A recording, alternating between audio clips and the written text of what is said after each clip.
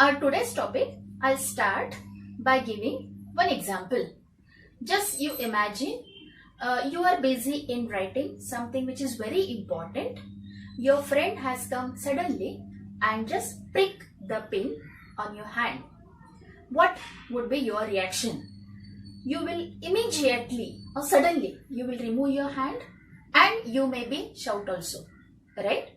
This action given by your body is called as reflex action. Our today's topic is reflex action and its types. Reflex action and its types. So what do you mean by reflex action? Let us study the definition of reflex action. Reflex action, it is a sudden, involuntary, automatic reaction or response given by our body to the stimulus. Now here, stimulus means, in this example, that pin by which your friend has picked your hand, it acts as a stimulus and your body gives the response. This sudden action or the sudden response without thinking, that response given by your body is called as reflex action. Now what do you mean by reflex arc? Reflex arc, it is the pathway by which that neuron or the message from the skin, it goes to the spinal cord. From spinal cord, again another neuron, it bring the message and it comes to your hand and immediately you just remove your hand. Okay, so let us study the components of reflex action or which things are coming in reflex action. Let us study. This is the first component, receptors which are present in the skin. Sensory neuron, interneuron, motor neuron, and last is the effectors which are present in the muscle, effector organ. Now let us see in detail. Your friend has picked the pin. Okay, so here the receptors are present in the skin. Skin, it is one of the sensitive organ or the sense organ which consists of receptors. These receptors gets activated. Okay, that activation or that impulse, it gets the impulse. That impulse is carried by this sensory neuron. The name itself indicates that sensory neuron carries the message from the sense organ. Okay, here dorsal root ganglion is present, that we have studied. This is the structure of spinal cord we have studied. So here this is sensory neuron. This sensory neuron pass on the message. Okay, now here one more neuron is present called as interneuron or associated neuron which interpret that message. It creates another message which is sent to motor neuron. This motor neuron, it carry that another signal and it is coming to the muscles of the hand, and so that we get the message that we have to remove the hand very quickly without thinking. This is one of the important action, reflex action. It is very important action or the process in the life of human being, because the first thing, this reflex action, actually if you see in this example, the neurons, they are carried through spinal cord only. From spinal cord only they are going to the skin. Sorry, here the muscles, whatever muscles which are present, and you remove the hand. This spinal cord is not sending message to our brain. Spinal cord only takes the decision, and due to which this spinal cord, it minimizes the load of our brain. So this is very important thing. These are the components which you will remember. Receptors, then sensory neuron, then interneuron, then motor neuron and effector. So reflex arc is, it is the pathway by which the nerves or this reflex action is carried out. Now here, after this, we are going to study the types of reflex action. For 12th standard Maharashtra State Board, this diagram is not given. So you are not supposed to draw the diagram or just study it. Just for extra information, I have explained so that you should know what do you mean by sensory neuron, where exactly interneuron is present, where exactly motor neuron is present. This sensory neuron is also called as afferent neuron. This motor neuron is also called as efferent neuron. Okay, so all these things you should know. That's why I have drawn this diagram. So these are the components you are going to remember. Diagram just you are going to remember. But you will have to remember definition of reflex action and definition of reflex arc. Again I'll repeat, reflex action, it is a sudden, involuntary, automatic response given by our body to the stimulus. And reflex arc, it is the pathway. It is the pathway by which reflex action is carried out. Now here, one thing just I want to mention. If you see, now we are going to study later on the types of reflex action. Here, one neuron is present. Here, gap is present called as synapse. This is 1 and this is 2. Okay, 2 gaps are present. Okay, 2 synapses are present. So this is called as complex or polysynaptic reflex action. If single synapse is present, then it is called as monosynaptic reflex action, that we are going to study later. Okay, now we will study types of reflex actions. Reflex actions are divided into 3 major types. Let us study the first one.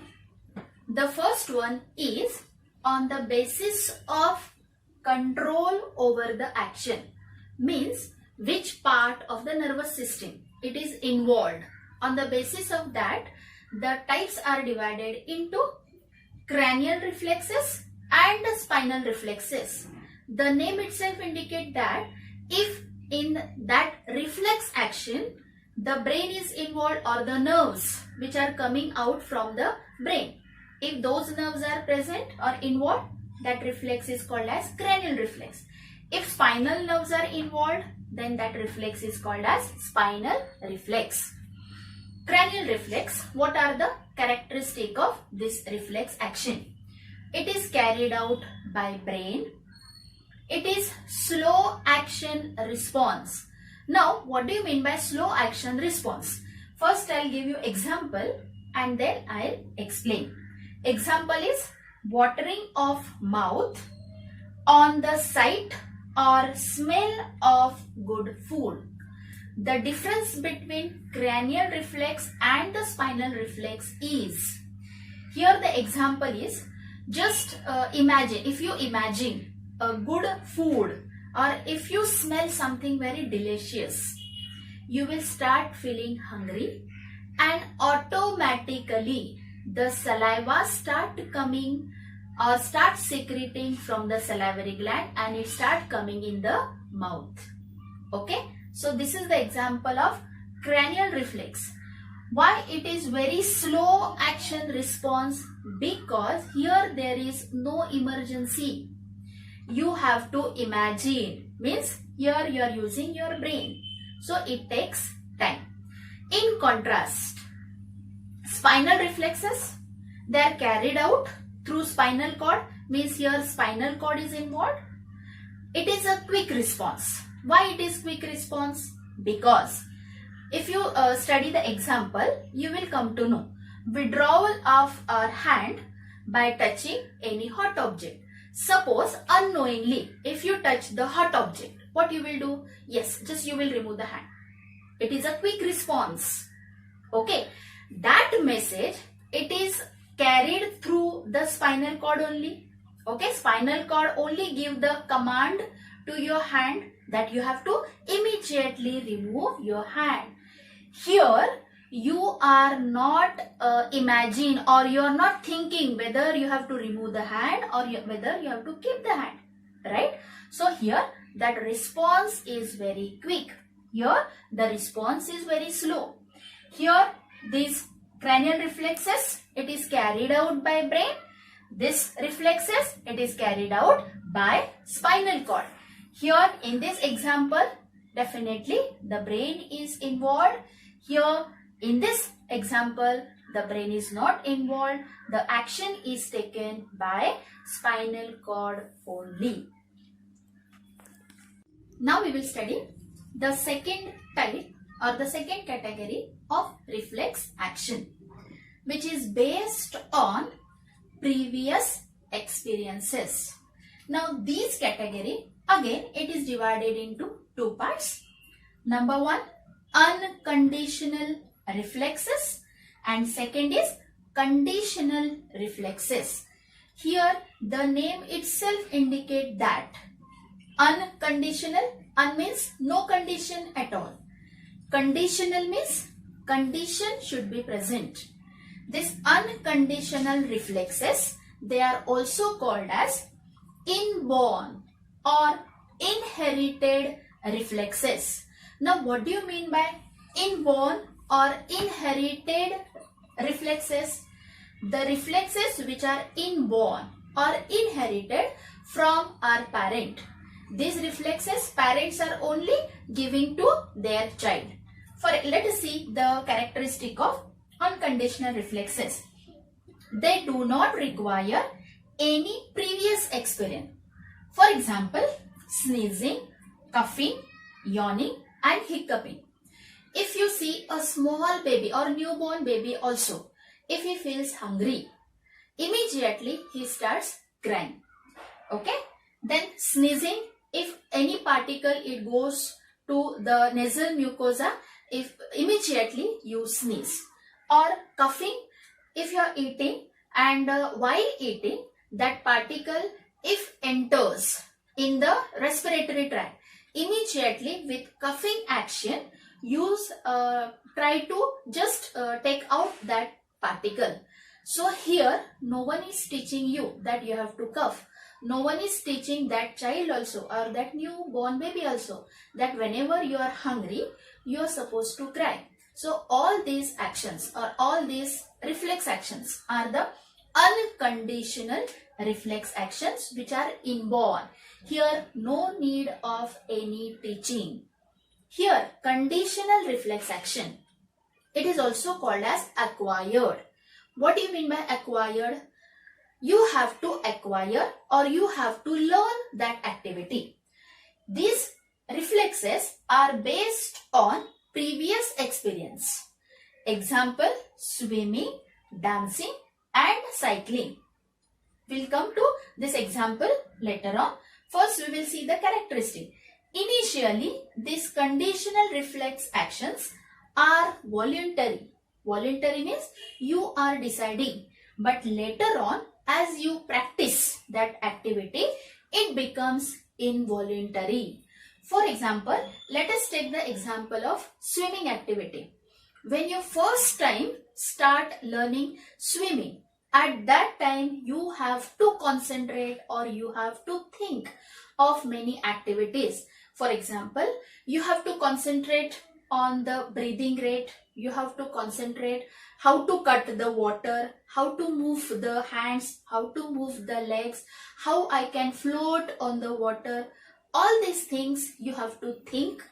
Okay. So here these all activities are voluntary initially.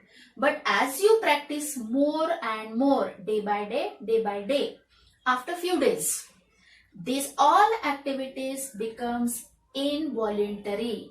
Later on, when you become expert, you no need to think of how I am going to cut the water, whether I will able to float on the water or not, whether I have to concentrate. No need of thinking.